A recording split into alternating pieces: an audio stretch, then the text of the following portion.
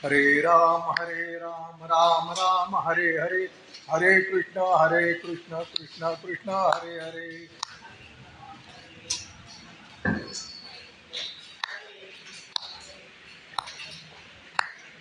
हरे राम राम राम हरे हरे, हरे कृष्ण कृष्ण कृष्ण हरे हरे.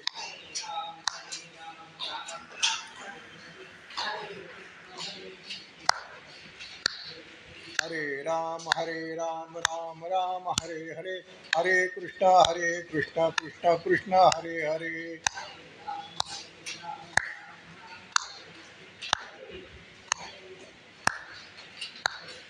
हरे राम राम हरे हरे, हरे कृष्ण कृष्ण कृष्ण हरे हरे.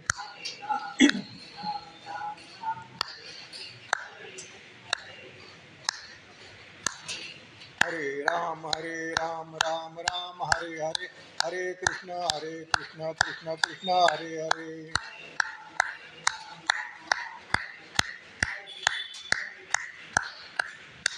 पुंडलिक वरदा हरि विठ्ठल, श्री ज्ञानदेव तुकाराम, पंढरीनाथ महाराज की जय. माऊली ज्ञानेश्वर महाराज की जय. जगद्गुरु तुकाराम महाराज की जय. शांती ब्रह्म एकनाथ महाराज की जय. समर्थ रामदास स्वामी महाराज की जय. श्री सद्गुरु जंगली महाराज की जय. सब संतन की जय. अवधूत चिंतन श्री गुरुदेव दत्त. भगवान गोपाल कृष्ण स्वरूप अशा सर्व श्रोत्यांना माझा नमस्कार. तुमचं थोडंसं कौतुक करतो, कारण एवढा पाऊस असूनसुद्धा तुम्ही निष्ठेने या ठिकाणी आलात, त्याबद्दल मला पुन्हा तुमचं कौतुक करावं असं वाटतं. असो, आजचा विषय आहे छत्रपती श्री शाहू महाराज चरित्र आणि कार्य. आत्तापर्यंत अनेक साधू संतांची चरित्र मी सांगितली. काही ग्रंथाच्या बद्दल पण बोललो, दासबोधावर बोलत होतो, नंतर ज्ञानेश्वरीवरती पण बोललो होतो. काही राजकीय मंडळींची पण सांगितली, म्हणजे जे आदर्श आहेत अशा लोकांची. त्यानंतर काही समाजधुरीणांची पण सांगितली, काही उद्योगपतींची पण सांगितली. पण आज पहिल्यांदाच योग येतोय की एका राजाचं चरित्र या ठिकाणी सांगण्याचा. आणि त्याबद्दल तुम्हाला थोडासा आश्चर्याचा धक्का बसेल की त्याच्यासाठी मी म्हणजे तुकाराम महाराजांचा एक अभंग घेतलेला आहे आणि त्या अभंगाच्या आधाराने हे चरित्र मांडणार आहे. तो अभंग असा आहे: जे का रंजले गांजले, यासी म्हणेवी जो आपुले, तोची साधू ओळखावा, देव तेथेची जाणावा, मृदू सभा नवनीत तैसे सज्जनांचे चित्त, ज्यासी अपंगिता नाही त्याची धरी जो हृदयी, दया करणे जे पुत्रासी तेची दासा आणि दासी, तुका म्हणे तोची संत सोशी जगाचे आघात. तुकाराम महाराजांनी हा अभंग लिहिला आहे तो जणू काही राजर्षी शाहू छत्रपतींसाठीच लिहिला आहे की काय, इतकी त्या ठिकाणी प्रत्येक ओळीची ओळ आणि ओळ त्यांच्या जीवनात उतरलेली दिसते. अर्थात त्यांनी काय असा तुकाराम महाराजांचा अभंग बघून त्याच्याप्रमाणे वागले आहेत अशातला भाग नाही. परंतु काही मंडळी असं असतात, कदाचित त्यांचं वाचन त्याप्रमाणे नसतं, कदाचित अभ्यास पण नसतो, पण त्यांचं आचरण इतकं श्रेष्ठ असतं की त्या आचरणातूनच ग्रंथ निर्माण होतात आणि त्यांच्या स्तुतीमधून लोकांना त्यांच्या कर्तृत्वाचा बोध होतो. अशा तऱ्हेचा प्रकार या ठिकाणी असं म्हणायला काही हरकत नाही. तर या छत्रपती शाहू महाराज ज्यांना राजर्षी अशी पदवी आहे, आपल्या भारतामध्ये कुणालाही राजर्षी अशी पदवी नाही आहे, फक्त एकालाच आहे. आणि ती काय आहे ती आपल्याला ज्यावेळेला आपण चरित्र सांगून होईल त्यावेळेला तुमच्या हळूहळू वाटेत लक्षात येईल की तो माणूस जगातल्या इतर सगळ्या सेनानींपेक्षा की जगातल्या इतर सर्व छत्रपती म्हणा, राजे महाराज यापेक्षा सर्वस्वी वेगळा होता. म्हणून त्यांना राजर्षी पदवी दिलेली आहे. आणि ही पदवी कुणी दिली याचा पण खुलासा केल्यानंतर तुम्हाला आणखीन आनंद वाटेल. त्यांचा जन्म 26 जून 1874 रोजी कागल येथील घराण्यात झाला. त्यांचं मूळ नाव यशवंत आणि वडिलांचं नाव जयश्रीराव, ताईचं नाव राधाबाई होते.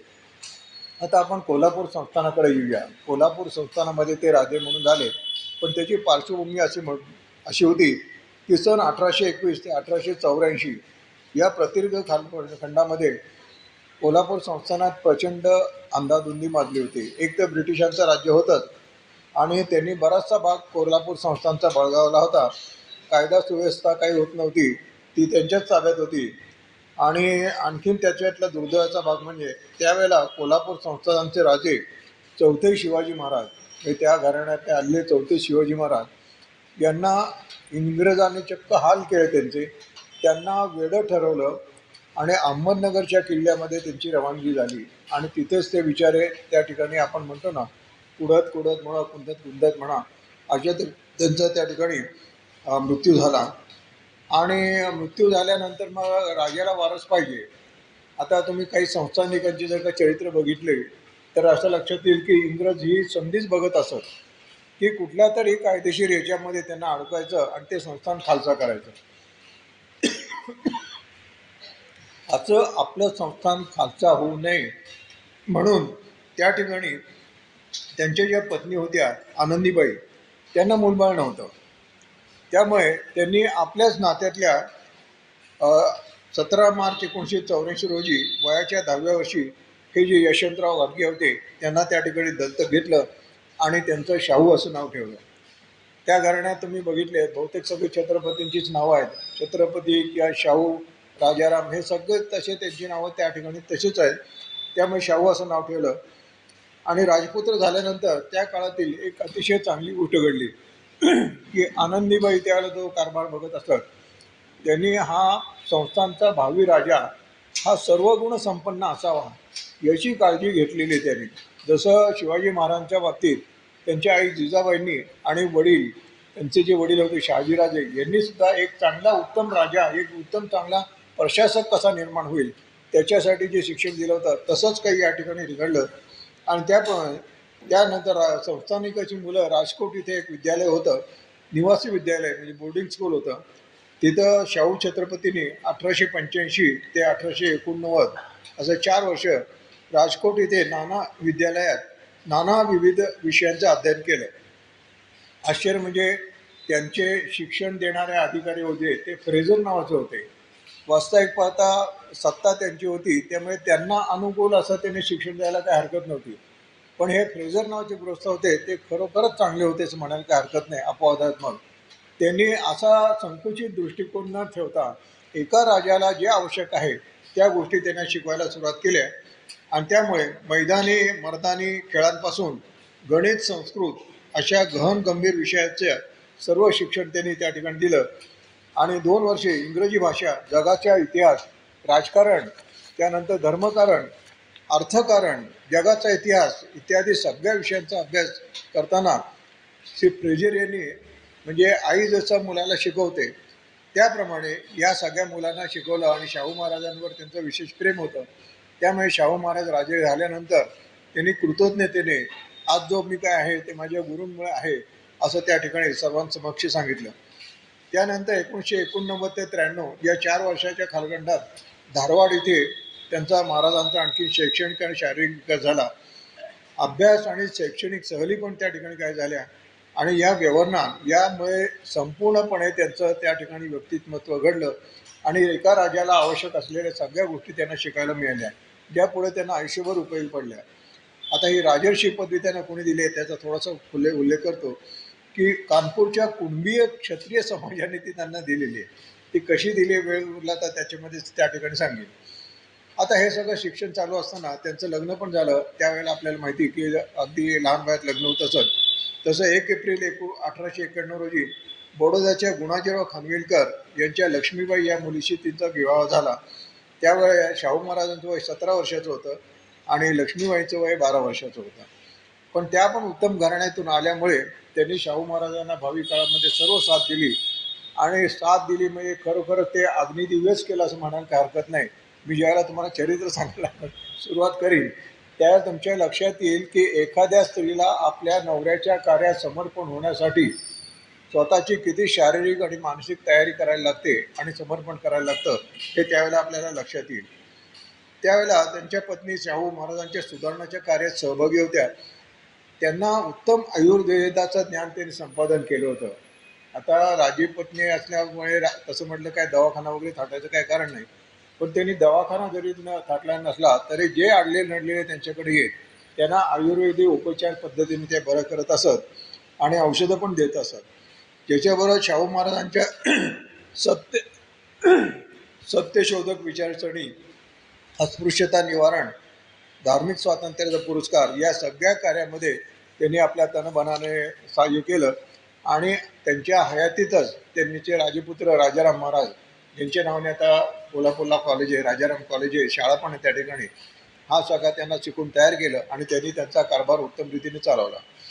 आता 2 एप्रिल 1894 रोजी वयाच्या फक्त 20व्या वर्षी त्यांचा राज्यारोहण समारंभ झाला आणि राज्याभिषेक झाल्यानंतर 1922 सालापर्यंत म्हणजे 28 वर्ष कोल्हापूर संस्थानाचे राजे होते.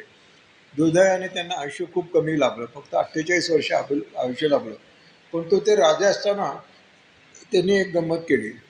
गंमत अशी होती, त्यावेळेला स्वराज्याच्या चळवळी चाललेल्या होत्या. तर राजांपुढे 2 ऑप्शन होते. एक त्या चळवळीत सामील व्हायचं आणि दुसरं त्यांच्या मनात विचार आला, कारण हे आधीचं जे शिक्षण सगळं ते झालं होतं, त्यांचे विचार अत्यंत परिपक्व होते. त्यांच्या मनात विचार आला की आपण जर का स्वातंत्र्याकडे गेलो तर संस्थानाचं वाटोळंच व्हायचं. इंग्रज खरं पण ते महत्त्वाचं नाही, पण आपली संस्थानाची परिस्थिती म्हणजे आपल्या प्रजेची परिस्थिती आहेपेक्षा वाईट होईल. म्हणजे संस्थानामध्ये ज्या ऑलरेडी प्रॉब्लेम आहेत त्याच्यामुळे अनेक संकटं येत आहेत, त्याच्यामुळे संस्थानाची प्रगती होत नाही. ती संकटं आधी दूर करू आणि मग आपण स्वातंत्र्याचा विचार करू. आणि त्या स्वातंत्र्य चळवळीत सुद्धा त्यांनी इनडायरेक्टली कशी मदत केली हे नंतर चरित्रामध्ये येईल. त्यामुळे त्यांनी असं ठरवलं की इंग्रजांची मर्जी प्रमाणापर्यंत सांभाळायची, कारण इंग्रजी रेसिडेंट त्या ठिकाणी होते. त्यांचं सतत लक्ष असं राज्यकारभारमध्ये राजदरबारमध्ये हजर असत, हे काय बोलतात काय बोलत नाहीत याच्यावर पण त्यांचं लक्ष असं आहे. एक तुम्हाला एक उदाहरण म्हणून सांगतो. लोकमान्य टिळकांनी मंडालेला ज्यावेळेला गीता रहस्य ग्रंथ लिहिला त्यावेळेला ते ग्रंथ तिथं तपासलाच होता त्यांनी, पण इथं पुण्यात येऊन नंतर तो छापायचं ठरवलं. तर छापायचं ठरवलं म्हटल्यानंतर इथले जे इंग्रज अधिकारी होते ते म्हणले मधल्या काळामध्ये त्यांनी काही घुसडलं असलं जे आपल्या राज्याला अनुकूल नसेल तर कदाचित त्याच्यामुळे आपल्याकडे समस्या निर्माण होण्याची शक्यता आहे. म्हणून त्या ठिकाणी त्यांनी ते परत एकदा तो गीता रहस्य ग्रंथ तपासायला घेतला आणि तो तपासायला घेतला. त्याच्यासाठी मध्यस्थ आपले शाहू महाराज होते. अशा तऱ्हेचं काम त्या ठिकाणी झालं. त्यामुळे इंग्रजांची मर्जी सांभाळून आपला राज्यकारभार करायचा असं धोरण केलं.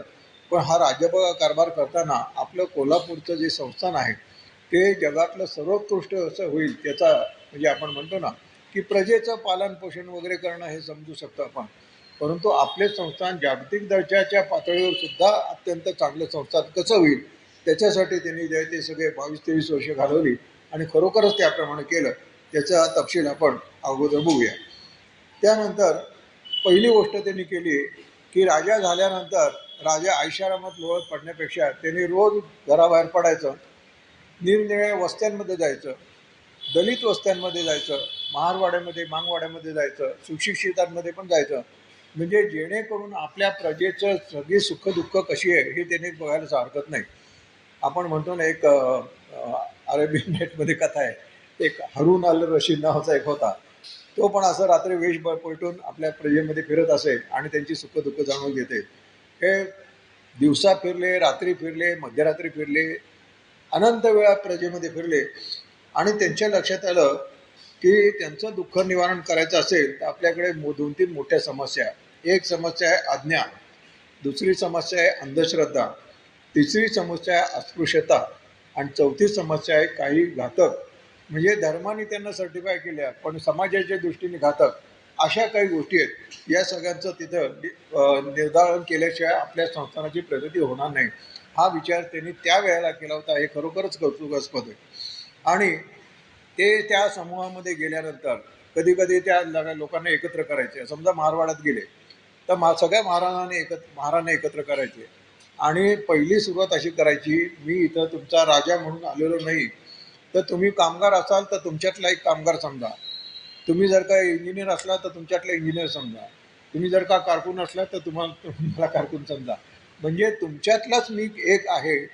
मी राजा, मला राजाची पदवी आहे ते ठीक आहे, परंतु मला काम करताना तुमच्यातला एक म्हणूनच काम करायचं आहे, तुमच्यात मिळून मिसळून काम करायचं आहे. अशा तऱ्हेने त्यांनी वातावरण निर्मिती करायला सुरुवात केली जी त्यांना त्या ठिकाणी खूप उपयोगी पडली. परंतु सगळ्या गोष्टी अनुकूल घडतात अशातला भाग नाही. राज्यकारभार घेतल्यानंतर लवकरच 2 वर्षातच 1896ला दुष्काळ आणि प्लेगची साथ आली होती. आपल्याला सगळ्यांना ती थोडीशी माहिती असेल. आणि दुष्काळ आणि प्लेगच्या साथीमध्ये लोक मरणं म्हणजे अन्नाने तडफडून मरणं आणि प्लेगच्या साथीमुळे मरणं अशा दोन्ही गोष्टी असताना सुद्धा त्यांनी दुष्काळ निवारणाची कामं त्या ठिकाणी केली आणि स्वस्त धान्याचं दुकानवर निराधारांचा आश्रम स्थापन केला आणि त्या गोष्टीला तोंड केलं. आता त्यांच्या लक्षात आलं की कोल्हापूर संस्थान तसं म्हणलं तर पाण्याच्या दृष्टीने समृद्ध आहे. म्हणजे आपल्याला माहिती आहे कृष्णाकोयना वगैरे पंचगंगा वगैरे सगळे ना त्या ठिकाणी. परंतु त्या पाण्याचं नियोजन नीट नसल्यामुळे काही ठिकाणी पाणी व्यवस्थित मिळतं, काही ठिकाणी पाणी व्यवस्थित मिळत नाही. त्यांनी त्याच्यामध्ये लक्ष घातलं आणि त्या ठिकाणी भविष्यात पाण्याचा सामना करायला लागू नये. कारण दुष्काळाच्या कार्यामध्ये त्यांना ते लक्षात आलं होतं की पाण्याचं नियोजन नीट नसल्यामुळे अनेक गावांच्या शेतीला पाणी नव्हतं, प्यायला पाणी पण नव्हतं. तर आपल्या संस्थानात पाण्याचं नियोजन व्यवस्थित व्हावं म्हणून आपल्याला नाव ऐकलं असेल तुम्ही, राधानगरी नावाचं त्यांनी धरण बांधलं. आता हे राधानगरी धरण जे नाव आहे ते त्यांच्या मुलीचं त्यांनी दिलं होतं. पण त्या धरणाच्यासाठी म्हणजे आपण म्हणतो ना पायाभरणी ते स्वतः केली नाही, त्यांनी आपल्या पत्नी लक्ष्मीबाई यांच्या हस्ते केले 1907 साली आणि नंतर ते लवकरच धरण पूर्ण झालं. त्याबरोबर शेतकऱ्यांचा माल चांगला विकला जावा म्हणून शेतकरी सहकारी संस्था आजही ते कोल्हापुरात कार्यरत आहे. शेतकी तंत्रज्ञानाचा संशोधनातील किंग एडवर्ड ॲग्रिकल्चरल इन्स्टिट्यूट म्हणजे शेतकी कॉलेज पुण्याचं आपलं जसं आहे तसं त्या काळात त्यांनी सुरुवात केली आणि बाजारपेठेची निर्मिती, शेतकऱ्यांना कर्ज उपलब्ध करून देणं आणि असे अनेक त्यांनी प्रयोग केले. त्याच्यातलं काही तपशील त्या ठिकाणी नंतर सांगेन. आता हे करत असताना त्यांच्या लक्षात आलं की अस्पृश्यता हा फार मोठा शाप आपल्या संस्थानामध्ये संपूर्ण भारतालाच आहे आणि आजही आहे असं म्हणत काही हरकत नाही.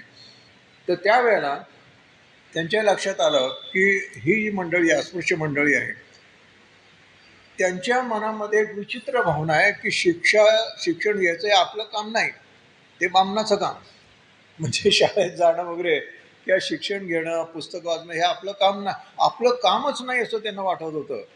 त्यामुळे तो माणसे दूर करण्यासाठी त्यांनी देवालय, चावड्या, सार्वजनिक पाणपुरवठे या ठिकाणी अस्पृश्यांना जायला बंदीच होती, हे पण त्यांच्या लक्षात आलं. आणि ह्या महात्मा फुले वगैरे मंडळींनी जी चळवळ सुरू आहे, महात्मा फुलेंचा काळ 1827 ते 1890 आहे आणि सावित्रीबाई फुलेंचं कार्यकाळ आहे 1831 ते 1897. या दोघांना त्या ठिकाणी समोर ठेवून त्यांनी अस्पृश्यता निवारण करण्यासाठी 1919 या साली अस्पृश्यांसाठी वेगळ्या शाळा बनवायला सुरुवात केली. आता हे शिक्षणाचा प्रसार करताना त्याने काय काय गमती जमती केल्या. त्याचं कमीत कमी 500 लोकसंख्या असलेल्या प्रत्येक गावामध्ये शाळा प्राथमिक शिक्षण असायलाच पाहिजे. त्या ठिकाणी सक्तीचं केलं, पोरं शाळेत येणार नाही. मग कारण संस्थान राजे म्हणून त्यांना अधिकार होते. तर जे पालक आपली मुलं शाळेत पाठवणार नाही त्यांना महिना 1 रुपया दंड. तुम्ही म्हणाल 1 रुपयाने काय, पण त्या काळात लोक 1 रुपया, त्या काळात 1 रुपयामध्ये महिन्याचं रेशन पण येत होतं असं लोक सांगतात. असा दंड त्यांनी सुरू केला आणि त्यांना सगळ्यांना शाळेत घ्यायला सुरुवात केली. प्राथमिक शाळा त्यांनी काढल्या, म्हणजे 4थीपर्यंत शिक्षण आणि मोफत शिक्षण सगळ्यांना फुकट म्हणजे. आणि त्या शिक्षणामध्ये असं लक्षात आलं त्यांच्या की मुलं आता जबरदस्तीने आणली तरी तो स्पृश्य भेद चालूच आहे. म्हणजे सवर्ण मुलं आतमध्ये बसतात आणि अस्पृश्याची मुलं बाहेर बसतात. त्यांनी तो भेद काढून टाकला आणि सांगितलं सगळ्यांनी एकत्र बसायचं. आता राजाच म्हणतोय म्हणल्यानंतर आणि नंतर शिपाई पण असायचे त्यांच्या त्या ठिकाणी, म्हणजे धाकडल्या भाषा दाखवून का होईना त्यांनी या गोष्टी त्या ठिकाणी चालू केल्या. नंतर या लोकांना उद्योगधंदे द्यायला पाहिजे. तुम्हाला धक्कादायक गोष्टी काही मी सांगणार आहे. कोल्हापुरात त्यांनी कांबळे नावाच्या एका माणसाला, कांबळे नावावरनं तुमच्या लक्षात येईल कुठल्या जातीचं आहे, त्याला हॉटेल काढून दिलं. कारण चहाचा हॉटेल वगैरे ते आपल्याला सगळ्यांना माहिती आहे. हॉटेल काढून दिलं, पण त्याच्या हॉटेलात कोणी जाणार नाही म्हणून स्वतः रोज तिथं जाऊन ते चहा प्यायला लागले.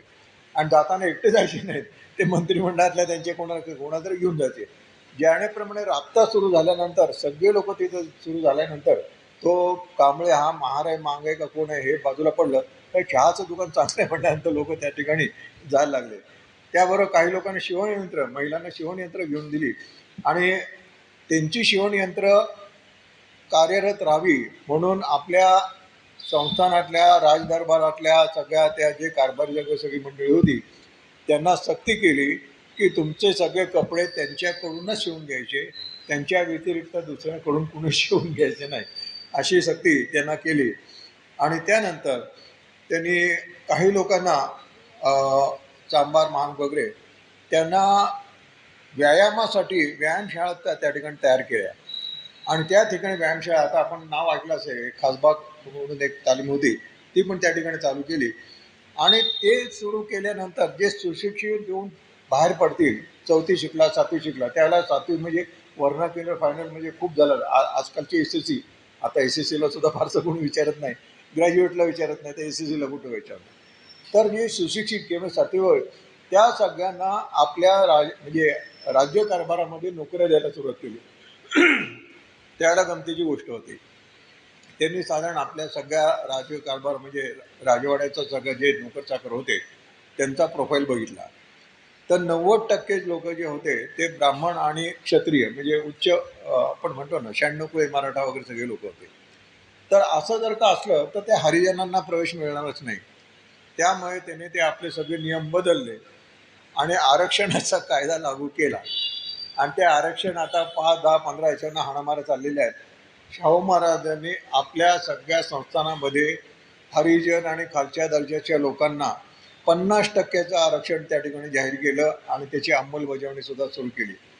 एवढंच नव्हे तर आपला जो सगळा स्टाफ होता म्हणजे त्यांचा ड्रायव्हर्स असो, त्या ठिकाणी राज्यकारभारामध्ये ते शिपाई असो, या सगळ्या ठिकाणी आणि स्वतःचे बॉडीगार्ड म्हणून सुद्धा त्यांनी त्या ठिकाणी अस्पृश्यांना दिलं. आणि जे चांगले शिकले होते त्यांना रजिस्ट्रारपर्यंत जागा केल्या असं म्हणायला काही हरकत नाही. आणखीन एक त्यांनी क्रांती केली, स्पृश्यास्पृश्य मोडून काढण्यासाठी त्यांनी सांगितलं माझ्या म्हणजे राजवाड्यामध्ये किंवा माझ्या राज्यामध्ये हा भेद पाळला जाणार नाही. पण सुरुवात त्यांनी स्वतःपासून केली. त्यांच्या राजवाड्यामध्ये हरिजन म्हणजे जे खालच्या दर्जाचे लोक त्यांना मुक्त प्रवेश दिला. स्वतःच्या बायकोला सांगितलं की ते आता त्यावेळेला पद्धत होती, अजूनही आहे समजा, की राजा दिसल्यानंतर वाकून नमस्कार करायचा. काही लोक पाया पण पडतात, तर पाया पडताना तो अस्पृश्य म्हणून अरे बाजूला सरळ असं नाही. त्याने आपल्या बायकोला पण सांगितलं, स्वतः तर आचरणात आणि बायकोला पण सांगितलं की कोणी हरिजन मार मांग कोण जो येईल त्याला जो पायावर डोकं ठेवायचं असेल तो ठेवू दे, पायाला स्पर्श करून नमस्कार करायचा असेल तर करू दे, त्याला अस्पृश्य म्हणून लांब ढकलायचं नाही किंवा तिथूनच नमस्कार कर वगैरे सांगायचं नाही. हे त्यांनी आपल्या हक्काकडे सुरुवात केली. आता एक मोठं प्रकरण त्याला महाराष्ट्रात घातलं, ते म्हणजे की प्रसंग गमतीचा घडला. शाहू महाराज रोज पंचगंगेवर सकाळी पहाटे स्नानाला जात असत. आता तो राजा स्नान करणार म्हटल्यानंतर त्याला स्नानाच्या याला मंत्र संकल्पाचा मंत्र वगैरे म्हणण्यासाठी एक पुरोहित येत असत. तर एकदा काय झालं की ते पुरोहित त्या ठिकाणी त्याच्याबरोबर येत असताना त्यावेळेला नेमकं एक वैदिक त्या ठिकाणी राजाचे गेस्ट म्हणून आले होते.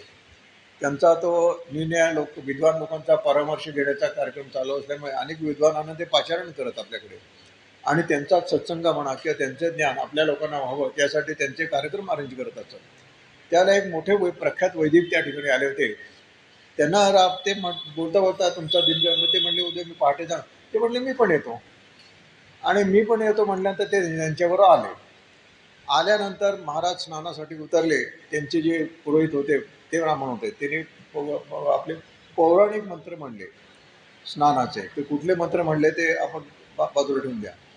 पण हे स्नान चालू असताना जे त्या ठिकाणी आलेले हे वैदिक जे होते त्यांच्या लक्षात आलं की राजाला वैदिक मंत्राचा अधिकार असतो, राजाच्या स्नानाला वैदिक मंत्राचा अधिकार असतो. असं असताना सुद्धा हे पौराणिक मंत्रांनी का स्नान करतायत म्हणून त्यांनी त्या पुरोहितांना विचारलं. पुरोहितांनी सांगितलं की हे ब्राह्मण नाही आहेत म्हणून आम्ही त्यांना पुराणोक्त मंत्रांनी त्या ठिकाणी स्नान करतो. त्याला त्यांनी राजांशी चर्चा केली आणि त्यांना सांगितलं की तुमचा अधिकार असा आहे, तुम्हाला वैदिक मंत्राचा अधिकार आहे, तुम्हाला पौराणिक मंत्र का करतात. हे सगळं जे गडबड झालेली होती ती हळूहळू राजवाड्यात पसरली, राज्यभर पसरली आणि लोकांमध्ये चर्चा सुरू झाली. आणि चर्चा सुरू होताना ही सगळी बातमी पुण्यामध्ये लोकमान्य टिळकांपर्यंत आली. आता थोडासा धक्कादायक प्रकार आहे. आश्चर्य म्हणजे लोकमान्य टिळकांनी असं सांगितलं की वैदिक मंत्रांनी स्नानाचा किंवा वैदिक मंत्र ऐकण्याचा अधिकार फक्त ब्राह्मणांना तर आहे, पण फक्त राजाला आहे, इतर राजपरिवाराला नाही, असा त्यांनी निर्णय दिला. त्याचे पण संबंध महाराष्ट्रावर चर्चा झाली आणि ब्राह्मणतेर वाद एक मोठा त्या ठिकाणी सुरू झाला. पण त्याला तोंड देण्यासाठी मग त्यांनी शाहू महाराजांनी श्री शिवाजी वैदिक शिक्षण विद्यालयाची स्थापना केली आणि 6 जून 1900ला ते स्थापना केली. आणि त्यामध्ये जे विद्यार्थी येतील मग तो कुठल्याही जातीचा असो तरी त्याला वैदिक शिक्षण देण्याची सुरुवात केली. वेदपाठ शाळा म्हणायला काही हरकत नाही. आणि त्याला शास्त्र जगद्गुरू असं पद द्यायला सुरुवात केली आणि हा फार मोठा त्या ठिकाणी सुरुवात केली. त्याबरोबर राजघराण्यातल्या सगळ्या धार्मिक विधींमध्ये त्यांनी ब्राह्मण जे पुजारी होते त्यांना बाजूला केलं आणि त्या ठिकाणी हरिजनातून जे शिकून आले होते, वैदिक झाले असतील काय झाले असतील, त्यांच्याकडे पूजापाठ करायला त्या ठिकाणी सुरुवात केली. आता हे सहन होणं शक्यच नव्हतं, परंतु शेवटी राजा होता. राजाने सरळ सरळ सांगितलं, हे ऐकायचं असेल तर तुम्ही नोकरीवर, ऐकायचं नसलं तर घरी जा, दुसरा मी पूजा आणतो त्यावेळी. त्यामुळे ह्या सगळ्या गोष्टी घडल्या, पण धुमसत बरंच होतं. आता त्या ठिकाणी आणखीन त्यांनी प्रसार केला की शाळा असतील, दवाखाने असतील, पाणवठे असतील, सार्वजनिक विहिरी, सार्वजनिक इमारती या ठिकाणी अस्पृश्यांना पहिल्यांदा प्रवेश जो बंद होता तो त्यांनी सुरुवात केली आणि अस्पृश्यांना प्रवेश द्यायला सुरुवात केली. आणि याच्याबरोबर बहुजन समाजाला राजकीय निर्णय समजण्यासाठी 1916 साली निपाणी इथं डेक्कन रयत असोसिएशनची स्थापना केली. आता आपण एका महापुरुषाच्या जवळ जाऊया. ते आहेत डॉक्टर बाबासाहेब आंबेडकर. बाबासाहेब आंबेडकरांचा थोडासा त्यांचा परिचय झाल्यानंतर दोघांना एकमेकांविषयी खूप प्रेम वाटायला लागलं. आणि ज्या वेळेला बाबासाहेब आंबेडकर उच्च शिक्षेत येऊन भारतात आले त्याला त्यांना ऑफिशियली पाचारण केलं आणि कोल्हापुरामध्ये त्यांची रथातून मिरवणूक काढली.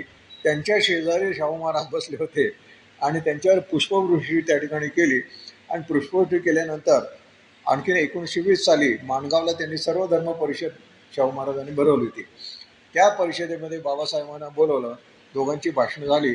त्या ठिकाणी ज्या वेळेला शाहू महाराजांचं भाषण झालं त्या ते उठले. त्यांनी आपली ध्येयधोरणं सगळी त्या ठिकाणी सांगितली, बाबासाहेबांचा गौरव पण केला आणि त्याच्याबरोबर सांगितलं इथून पुढे बाबासाहेब हे आपल्या भारताचेच म्हणजे आपल्या समाजाचेच नव्हे तर संपूर्ण भारताचे पुढारी होतील हे आत्ताच मी सांगतो आणि इथून पुढे त्यांना ते सांगतील तसं तुम्हाला वागायला लागेल. इतका हा माणूस विद्वान आहे आणि त्याला मान देण्यासाठी म्हणून शाहू महाराजांनी चक्क आपल्या डोक्यावरची पगडी काढली आणि ती बाबासाहेब आंबेडकरांच्या डोक्यावर घातली. आता याच्यापेक्षा सन्मान किती द्यायचा त्या ठिकाणी. आता हे सगळं केल्यानंतर दोघांमध्ये एकमेकांविषयी खूप प्रेम त्या ठिकाणी निर्माण झालं आणि त्यानंतर आपल्या लक्षात येईल की भावी काळात जे बाबासाहेबांनी काम केलेलं आहे त्यांना अनेक प्रकारे त्यांनी सहाय्य केलं होतं. काही वेळेला त्यांचं एक मुकनायक नावाचं एक वर्तमानपत्र काढलं होतं, ते बंद पडलं. ते आर्थिक कारणास्तव बंद पडलं म्हणल्यानंतर शाहू महाराजांनी लगेच तात्काळ आर्थिक बदल त्या ठिकाणी दिली. आता प्रश्न आला आणखीन एका सामाजिक सुधारणेचा, तो आंतरजातीय आणि विधवा विवाह आणि सती जाण्याची प्रथा. या सगळ्या गोष्टी 1917 विठ्ठलभाई पटेल यांनी दिल्लीच्या मध्यवर्ती कायदेमंडळात आंतरजातीय विवाहाला कायदेशीर मान्यता मिळावी म्हणून बिल मांडलं. त्याला संपूर्ण सनातनी लोकांनी विरोध केला, पण या ठिकाणी राजर्षी शाहू महाराज मात्र त्यांच्या पाठिंबा दिला आणि 1917 साली तो पुनर्विवाहाचा कायदा मंजूर झाला. याबरोबरच जातीभेद नष्ट व्हावे. आपण म्हणतो ना बाकीच्या सगळ्या गोष्टी होतात पण रोटी बेटी व्यवहार काय होत नाही. तर रोटीचा व्यवहार त्यांनी सुरू केला होता ऑलरेडी, पण बेटीचा पण व्यवहार सुरू करा. त्याची सुरुवात त्यांनी स्वतःपासून केली. आश्चर्याची गोष्ट आहे की आंतरजातीय विवाह होण्यासाठी महाराजांच्या त्यांचं मूळ घराणं मातृ घराणं गाडगेंचं होतं. या घराण्यातील काकासाहेब महाराज गाडगे यांची कन्या चंद्रप्रभाबाई हिचा विवाह इंदोरचे तुकोजीराव होळकर, आता होळकर कोण धनगर आणि हे इकडचे मराठा, असं त्यांनी विवाह त्या ठिकाणी ठरवला. हा विवाह समारंभ मोठ्या धुमधडाक्यात साजरा होणार होता. पण दुर्दैवाने त्याच्या आधी मी आता सगळ्या गोष्टी अगदी सालवार सांगत नाही पण थोडंसं घटनांचा उल्लेख करतो. परंतु जो विवाह ज्या दिवशी ठरवला त्याच्या अगोदरच शाहू महाराजांचं निधन झालं. पण त्यांच्या पत्नी लक्ष्मीबाई या पुढे उभे राहिल्या, आपण म्हणतो ना पदर खोचून उभ्या राहिल्या. आणि त्यानंतर 6 मे 1922 रोजी त्यांचं निधन झालं. तरी 9 फेब्रुवारी 1924 रोजी इंदूर मुक्कामी हा विवाह मोठ्याने पार पाडला. एवढ्यावरच थांबलं नाही तर असे 100 आंतरजातीय विवाह शाहू महाराजांनी स्पॉन्सर केले आणि ते मराठा धनगर वगैरे सगळ्यांचे त्या ठिकाणी केले. आता आणखीन एक प्रथा त्यांनी बंद केली. एक देवदासी नावाची प्रथा होती, आपल्याला माहिती आहे ते. आता ही देवदासी म्हणजे प्रथा म्हणजे काय माहिती नसले थोडं सांगा की नवस म्हणून आपल्या घरातल्या एका मुलीला त्या यल्लम्मा नावाची देवी सौंदत्ती म्हणूनच गाव आहे ते कर्नाटकात आहे, तिला व्हायचं म्हणजे तिला तिथं सोडून द्यायचं आणि परत यायचं. तिचं पुढं काय होईल ती वाघ्यामुळे इथली ती मुरळी होईल अमुक होईल, तिला सोडून द्यायचं. तिला त्या दिवशी मोठी पूजा वगैरे तिला सन्मान वगैरे सगळं करायचा पण तिला तिथं सोडून द्यायचं. मग पुढं तिचं भवितव्य काय, तर भवितव्य अतिशय अंधारमय होतं. ती वाघ्या मुरळीमध्ये कदाचित ती मोठी झाल्यावर होत असेल, किंवा कदाचित देवदासी म्हणून निर्वत असेल, तिला काही पोट भरायचं मिळत असेल, नाहीतर तिला काही अवैध धंद्याकडं वळणं हे साहजिकच होतं. तिला पोट भरण्यासाठी ती तरी काय करणार. आता ही प्रथा आपल्या देशामध्ये घातक आहे. त्यामुळे राजांनी आपल्या संस्थानामध्ये ही देवदासी वाढण्याची प्रथा बंद केली. आणि कुणी आपल्या मुलीला देवदासी म्हणून जर का तिकडं सौंदतीला जाऊन उद्योग केला असेल, तर त्याला जबरदस्त दंड ठोठवायचा कायदा त्या ठिकाणी केला. त्यामुळे त्या ठिकाणी ही देवदासी प्रथा कायमची बंद पडली. त्याबरोबर शिक्षण संस्था मी या ठिकाणी सांगितल्या, आणि शिक्षण संस्था त्यांनी किती केल्या थोडीशी नुसती यादी वाचून दाखवतो. तर शिक्षण संस्था सुरू केल्या. नंतर गावाच्या लोकांना, गावचे जे कारभारी होते त्यांना पण शिक्षण देण्यासाठी त्यांनी संस्था सुरू केल्या. गावचे पाटील जे होते त्यांना पण शिक्षण देण्यासाठी संस्था केल्या. कारण काय माहिती आहे, मुलं नुसती शिकून उपयोगी नाही. त्या गावचा कारभार चांगला चालवायचा असेल तर गावच्या कारभारामध्ये जे जे लोक त्या ठिकाणी आहेत त्या पदावर, त्या सगळ्यांना, मग पाटील असो, दौंडीवाला असो, सगळ्यांना शिक्षण द्यायला सुरुवात केली. आणि नंतर त्यांना पुरस्कार द्यायला पण सुरुवात केली. म्हणजे गावच्या पाटीलांची स्पर्धा, त्या स्पर्धेमध्ये जो उत्तम पाटील आले त्याला बक्षीस द्यायला त्या ठिकाणी सुरुवात केली. आणि त्यानंतर शाहू महाराजांच्या शाळा सांगतो, प्राथमिक शाळा, माध्यमिक शाळा, पुरोहित शाळा, युवराज सरदार शाळा, युवराजांसाठी पण केले, पाटील लोकांसाठी पण शाळा, उद्योग शाळा जिथे निर्णय उद्योगधंद्यांची शिक्षण देत असे, संस्कृत पाठशाळा, सत्यशोधक शाळा, म्हणजे त्यामध्ये ज्या घातक प्रथा असतील त्या प्रथा बंद करण्यासाठी काय करता येईल, म्हणजे कृतिशीलता कशी येईल ती शाळा, सैनिकी शाळा, बालवी शाळा, डोंबारी मुलांची शाळा आणि कला शाळा, अशा तऱ्हेच्या, म्हणजे ज्या ज्या ठिकाणी ज्या ज्या समस्या असणारी माणसं आढळतील त्यांच्या त्या समस्या दूर करण्यासाठी त्यांनी त्यांच्या शाळा सुरू केल्या. याच्याबरोबर नंतर लक्षात आलं की शाळात शिकणारी मुलं जी आहेत काही ठिकाणी, तर त्या ठिकाणी काही मुलं ते निराधार आहेत, किंवा ती शाळेत जायला लागली तर घराच्या लोकांचा आधार तुटतो. किंबहुना कधी कधी काय होतं की ह्या शाळेमध्ये उपलब्ध नाही म्हणून त्याला परगावी जायला लागत असेल. मग अशा त्या मुलांचं काय, म्हणून त्यावेळेला त्यांनी आश्रमशाळा सुरू केल्या आणि आश्रमशाळेला जोडून बोर्डिंग सुरू केलं. म्हणजे मुलांची राहायची व्यवस्था तिथंच आणि त्यांनी शिक्षण द्यायचं पण तिथं.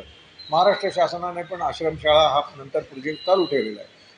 तर याचा अर्थ असा की शैक्षणिक वर्षामध्ये ती मुलं सगळी तिथे जाणार, फक्त दिवाळी दसरा वगैरे यावेळेला ती आपली घरी येतील, बाकी त्यांचं जेवण खावण सगळं तिथं, शिक्षण पण तिथं, आणि त्यांना उत्तम पद्धतीचे संस्कार व्हावेत ही त्या ठिकाणी व्यवस्था होती.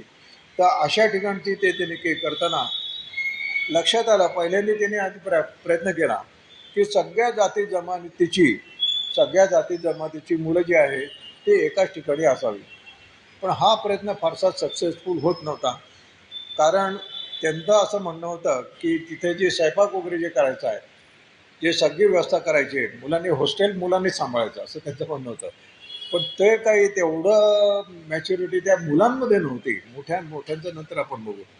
म्हणून त्यांनी मग शेवटी जातीवाईज त्या ठिकाणी आपण म्हणतो ना हॉस्टेल बांधायला सुरुवात केली.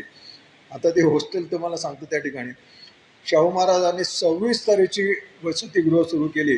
दोनच्या त्याच्यात सांगतो, व्हिक्टोरिया मराठा बोर्डिंग हाऊस 1901 साली, दिगंबर जैन लोकांसाठी पण त्यांनी बोर्डिंग सुरू केलं, वीरशैव लिंगायत वसतिगृह, मुस्लिमांसाठी सुद्धा वसतिगृह, मिस क्लार्क हॉस्टेल, ख्रिश्चनांसाठी वसतिगृह, दैवज्ञ शिक्षण समाज बोर्डिंग, दैवज्ञ लोकांसाठी, नामदेव शिंपी समाजासाठी, पांचाळ त्यांच्यासाठी, श्रीमती गौड सारस्वत यांच्यासाठी, म्हणजे जेवढ्या धर्मजाती जमातीचे लोक विद्यार्थी ते असेल त्या सगळ्यांच्यासाठी त्यांनी वैशिष्ट्य, इथं पुण्यात पण त्यांची 2 हॉस्टेल्स आहेत त्या ठिकाणी. आणि अशा तऱ्हेची 27 हॉस्टेल्स त्यांनी त्या ठिकाणी सुरुवात केली आणि ही सगळीकडे संपूर्ण महाराष्ट्रभर पसरलेली आहे. आणि यामधून मुलांना शिक्षण देण्याची त्यांनी उत्तम सोय करून दिली. त्याच्याबरोबर मुलं शिक्षण घेऊन मोठी झाल्यानंतर त्यांचं पुढं काय, तर ते शिक्षण घेऊन झाल्यानंतर आपल्या संस्थानात त्यांना नोकऱ्या द्यायला सुरुवात केली. ज्यांनी विरोध केला त्यांना त्या पदावरून हटवलं आणि त्यांच्या जागी ह्या मुलांना त्या ठिकाणी दिलं. आणि त्यांना सांगितलं की तुम्ही शिकलेले आहात, तुम्ही तुमच्या गावासाठी पण प्रचार करा, तुम्ही तुमच्या समाजासाठी सुद्धा प्रसार करा. अशा तऱ्हे शैक्षणिक जे आपण म्हणतो ना, जी ज्योत जी पेटवली होती ते ज्योत घराघरापर्यंत नेण्याचा त्यांनी प्रयत्न केला. आणि महिलांसाठी सुद्धा सेपरेट कॉलेजेस केली. राजाराम कॉलेज जे आहे ते पहिल्यांदा प्राथमिक शाळा म्हणून सुरू झाले होते, पण नंतर ते मोठे झाले त्याचे वेगळे. आरक्षणाचा मुद्दा सांगितलं. आता एक वेगळ्या गोष्टीकडे वेगळ्या महाराष्ट्रामध्ये आता आपल्याला फारसं आढळत नाही, पण काही जाती या गुन्हेगारी जाती म्हणून समजल्या गेलेल्या आहेत. एक जातीचं नाव समजलं फासेपारधी म्हणून जात होते. आणि त्या काळात असं होतं की एखाद्या गावात गुन्हा घडला की पोलीस जाऊन त्या गावातल्या फासेपारध्याला धरून पकडून आणायचे आणि त्यांना जबरदस्त चोपायचे आणि गुन्हा कबूल घेऊन प्रयत्न करायचा त्या ठिकाणी. म्हणजे कोण होता त्यावेळेला त्या जागेवर, कोणी दरोडा घालता चौकशी नाही, त्या गावात गेले की पहिले फासेपारध्यानं धरायचे, त्यांना चोपायचं. तुम्ही बलूत नावाचं एक कादंबरी आहे, त्याच्यामध्ये तुम्हाला या सगळ्या गोष्टी वाचायला मिळतील. अशा तऱ्हेची त्या ठिकाणी प्रथा होती. शाहू महाराजांच्या लक्षात आलं आणि त्याच्याबरोबर असं होतं की त्यांना नंतर म्हणजे गुन्हा नाही म्हणून सोडून दिलं तरीसुद्धा रोज त्यांना पोलीस ठाण्यावर जाऊन हजेरी द्यावी लागत असे. आज मी काही गुन्हा केला नाही, रोज हजेरी द्यायची. गुन्हा केला असो व नसो त्यांना हजेरी द्यायची. म्हणजे एक मानहानीकारक प्रथा त्या ठिकाणी होती. शाहू महाराजांच्या लक्षात आलं की ही प्रथा चांगली नाही. त्यांनी त्यांच्या जेलमध्ये असणाऱ्या सगळ्या जे काय त्याला 42 काहीतरी फासेपारधी जेलमध्ये होते सगळ्यांना एक दिवशी बोलवलं, असं समोर बसवलं आणि त्यांना सगळं पूर्वपीठिका सांगितली. तुमच्या समाजाचा असं आहे, याच्यामुळे असं होतं, शिक्षणाचं महत्त्व सांगितलं आणि त्यांना नंतर सांगितलं आजपासून मी तुम्हाला सगळ्या 42 लोकांना मुक्त करत आहे. तुम्ही तुमच्या घरी जाऊ शकता, पण मात्र अजिबात गुन्हा करायचा नाही. तुम्हाला मी ही पण सवलत देतो की तुम्हाला पोलीस ठाण्यावर पण जाऊन सांगायची आवश्यकता नाही की मी गुन्हा केला नाही वगैरे, पण तुमच्यावर मी पूर्ण विश्वास ठेवतो की इथून पुढे तुमचा समाज सुधारायला पाहिजे.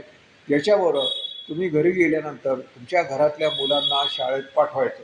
अशा काही अटी त्यांना घातल्या आणि सगळ्यांची सगळ्या मुक्तता करत असताना त्या ठिकाणी त्यांच्या मंत्रिमंडळातले काही मंत्री होते. आता तुम्हाला एक गोष्ट त्या ठिकाणी स्पष्ट सांगतो की त्या ठिकाणी ब्राह्मणांवर सक्ती केली तरी मराठा समाजाला सुद्धा हरिजन पुरोहित चालायचं नाही, पण त्यांना चालून घ्यायला लागायचा.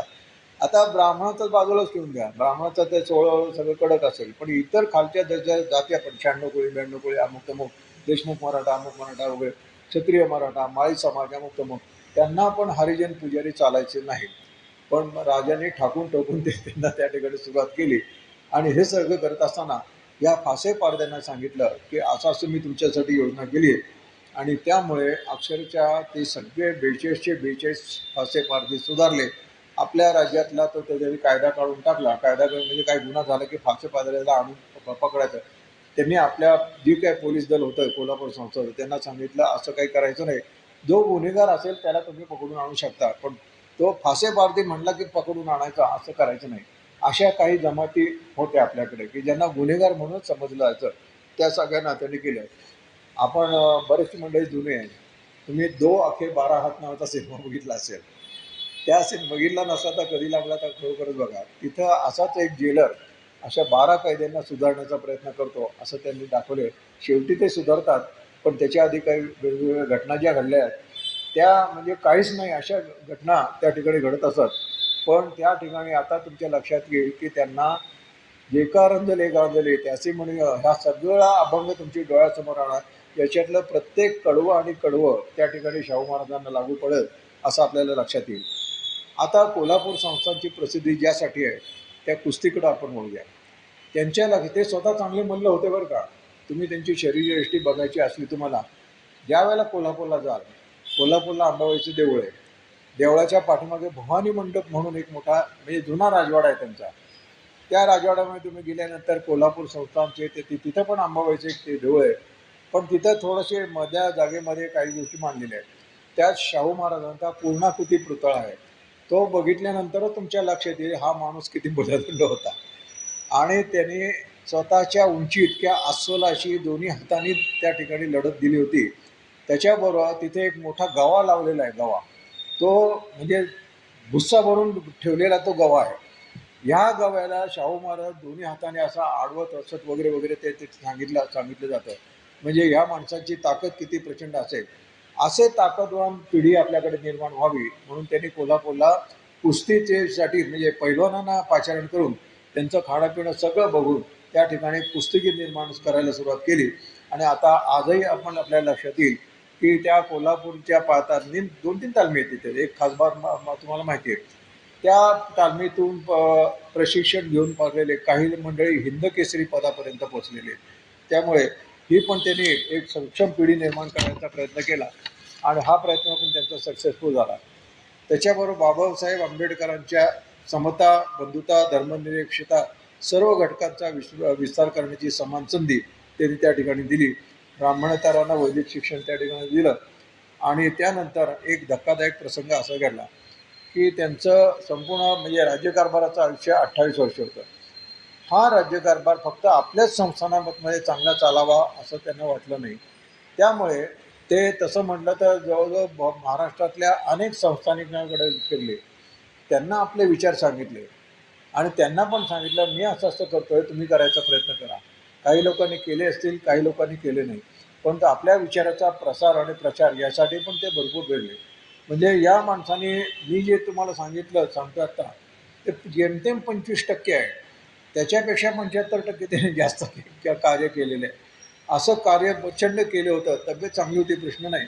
पण तरीसुद्धा 6 मे 1922 रोजी सकाळी 6 वाजता वयाच्या 48व्या वर्षी मुंबईत ते त्या ठिकाणी होते. त्यांचं अकाली निधन झालं. 48 वर्ष. पण इथे एक धक्कादायक प्रसंग निर्माण झाला. त्यावेळेला त्यांचे म्हणजे निधन झाल्यावर अंत्यसंस्कार करायलाच पाहिजे. त्यांच्या इच्छेप्रमाणे त्यांचे अंत्यसंस्कार आता बाकीच्या सगळ्या गोष्टींना सगळे त्यांनी काही वगैरे असेल, पण अंत्यसंस्काराच्या वेळी तो ब्राह्मणच लागतो असं आपलं अजूनही मानसिक आहे. त्यांनी त्यांच्या पत्नी लक्ष्मीबाई होत्या. आपला नवरा मेलेला तिथं त्यात प्रेत आहे. त्यांनी सांगितलं आयुष्यभर त्यांनी जे केलं ते आता मी पण तसंच करणार आहे.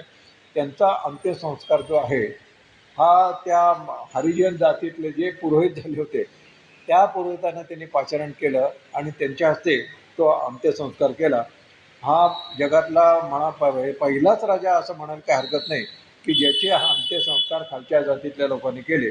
आणि अशा तऱ्हेचा हा अंत्यसंस्कार झाल्यानंतर आता एक आपल्याकडं म्हण आहे, रात गई बात गई. एखादा माणूस चांगला असतो त्याच्या हयातीत तो असताना त्या सगळ्या गोष्टी त्यांनी सांगितल्याप्रमाणे होतात.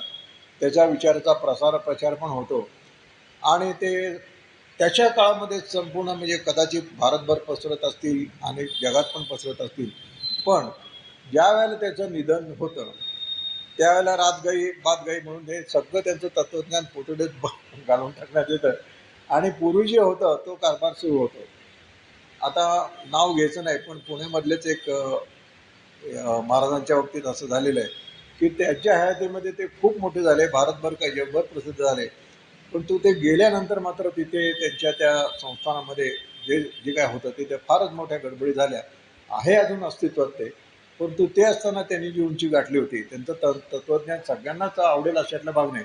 परंतु त्यावेळेला ते लोकांना जे आवडत होतं ते तत्त्वज्ञान आता आचरणात आणणारे कोणीच नाही. त्यावेळेला त्यांच्या तत्त्वज्ञानाप्रमाणे जे त्या ठिकाणी अनुयायी होत ते तशा तऱ्हेचा ड्रेस घालत, तशा तऱ्हेच्या माळाला त्यांच्या त्या महाराजांचं लॉकेट पण त्या ठिकाणी लावत. आता कोणी माणूस तसा दिसत नाही आपल्याला.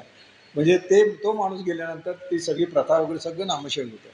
इथं मात्र असं झालं नाही की त्यांच्या पत्नी लक्ष्मीबाई होत्या त्या आणखी नंतर 22 वर्ष जगल्या.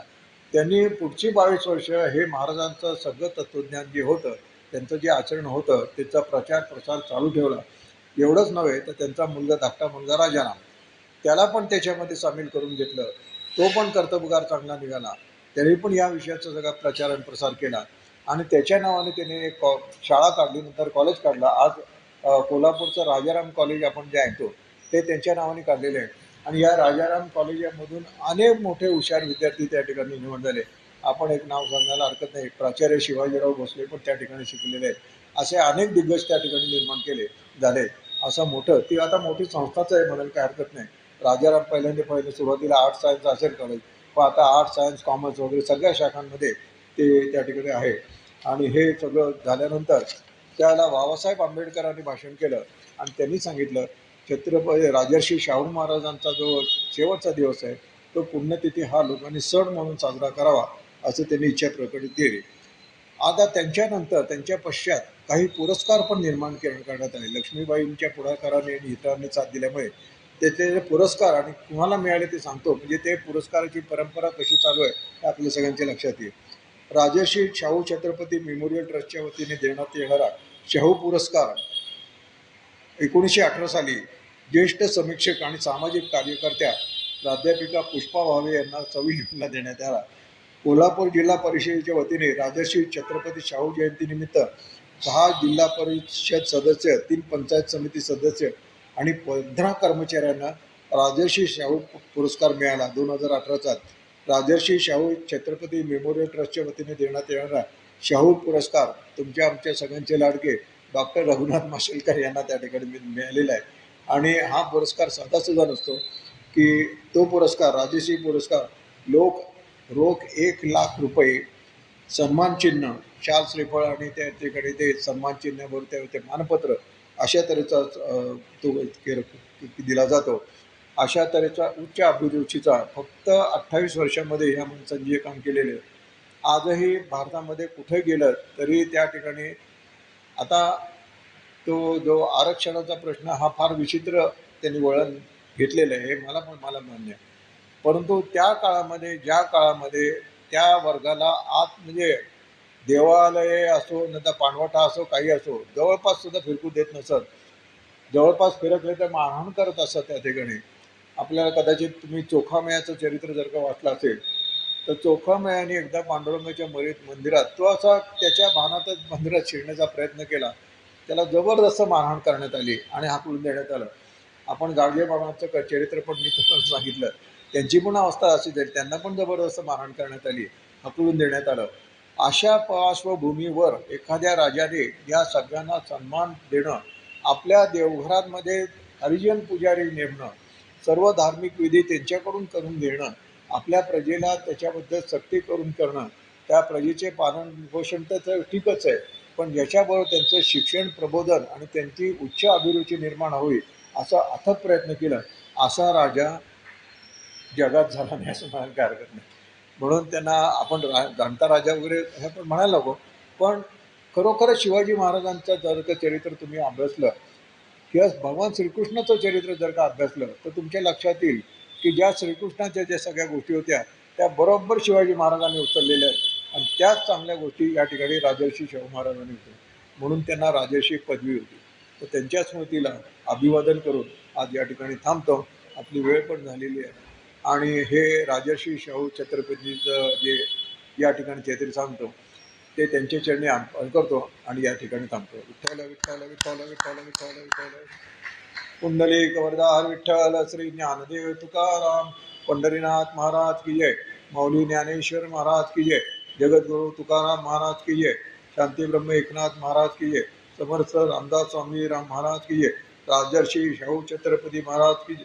सौ संतन की जय. अवधूत चिंतन श्री गुरुदेव दत्त.